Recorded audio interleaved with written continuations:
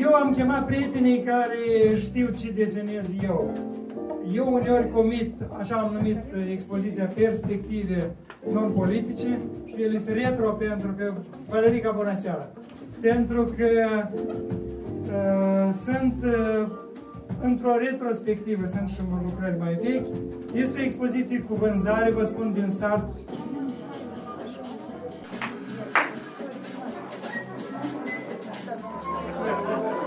Ia că acum am prins la vol, comanda dumneavoastră.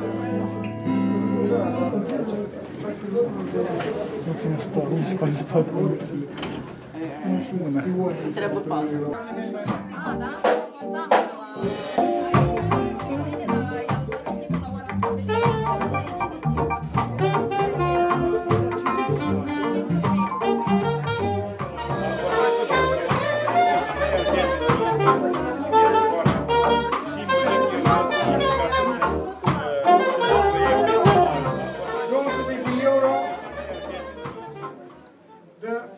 Scobioală. Gata, scobioala e vândută. Ai tot dreptul să o arăți la toată lumea.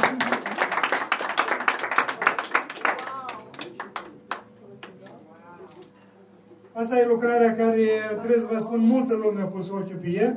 Eu mă dispart foarte greu de ea, dar sunt bucuros că e pe mâini bune, e la marele colecționar scobioală. Am luat-o cu ochii închiși, am luat mâța în sac. Dar oricum, fiind o lucrare de Vasile Botnaru, oricum știam că e ceva special. Plus că a spus Vasile că e o lucrare specială. Deci azi am cumpărat 2, de fapt, am 7.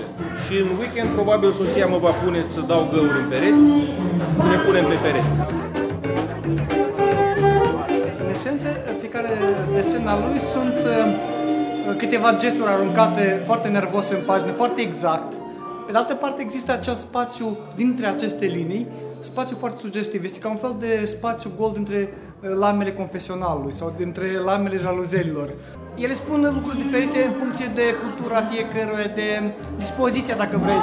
Eu am experiența aceasta, am acasă mai multe desene, bineînțeles, de ale lui Vasile și fiecare desen îmi spune ceva în funcție de dispoziția mea și asta cred că este un avantaj foarte mare, pentru că ele au putere de metamorfoză, ele au putere de a interacționa cu lumea mea lăuntrică în funcție de dispoziție.